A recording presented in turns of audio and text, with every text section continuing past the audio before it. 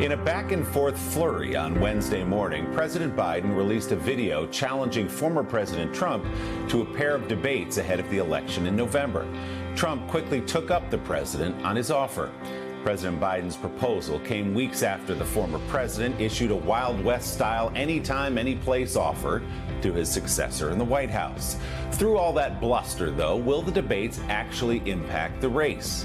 Have they ever? NBC's Vaughn Hillyard has our Sunday focus. The televised debate has been an American institution for more than a half century. In 1960, John F. Kennedy, young and dapper, outshining a faded Richard Nixon. I think we can do better. Catapulting the backbench senator into the White House. There you go again.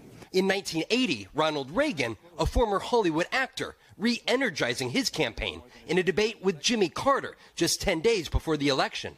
Debates elect presidents more often than we think. Reagan's performance was so strong that the race moved from a near tie to almost a landslide for Ronald Reagan. And this week, confirmation of a rematch between Joe Biden and Republican nominee Donald Trump, 4 years after the pair squared off in two bruising debates in the summer of 2020. The radical left. Would you shut up, man? Listen. Biden initially committing to a debate during an interview with radio host Howard Stern. I don't know if you're going to debate your opponent. I am somewhere. I don't know when. I'm happy to debate him. Before officially throwing down the gauntlet on Wednesday. Donald Trump lost 2 debates to me in 2020. And since then, he hadn't shown up for debate. Now he's acting like he wants to debate me again. Well, make my day, pal. Trump quick to accept, writing on True Social, "I am ready and willing to debate Crooked Joe at the 2 proposed times."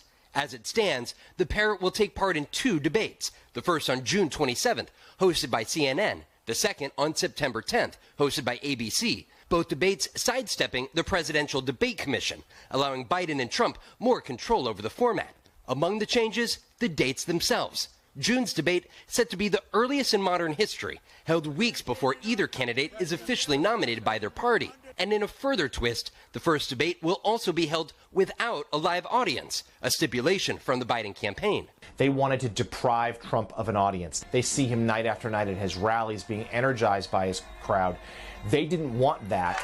So what can Americans expect from the latest round of debates? For President Biden, it's to remind Americans of the chaos and tumult of 4 years of Donald Trump. For Donald Trump, meanwhile, it's an opportunity for him to say, look, this is an unsettled world right now. Inflation is high. There are 2 wars. Americans are unhappy, and create a picture of nostalgia for his own time in office. But are Americans listening? According to the Pew Research Center, 3 in 5 people find debates helpful in determining who to vote for. But only 1 in 10 people say they have definitively made up their minds during or just after presidential debates. It might move the needle a point or 2, and that could be enough in a couple key states to tip the balance in this election. Until then, the debates are set and the rules are mostly established as 2 aging political heavyweights suit up for the fight of their lives.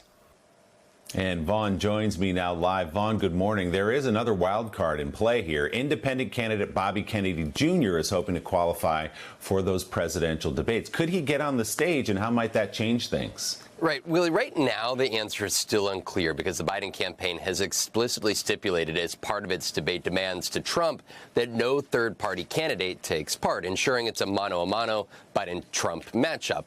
Kennedy, though, said the 2 camps were colluding because they fear him winning the debate, and him adding that the Kennedy campaign did, in fact, talk with CNN this week about meeting some of the qualification thresholds to appear on that stage. Now, both sides fear they'll take votes away from them, but Trump, amid all this back and forth this week, said he would have, quote, no problem welcoming Kennedy to the debate stage. We are now less than 40 days till that first debate in Atlanta. Willie? Yeah, just over a month to go, getting going early this year. Vaughn, thanks so much. We appreciate it. Hey, thanks for watching. Don't miss the Today Show every weekday at 11 a.m. Eastern, 8 Pacific on our streaming channel, Today All Day. To watch, head to today.com/allday or click the link right here.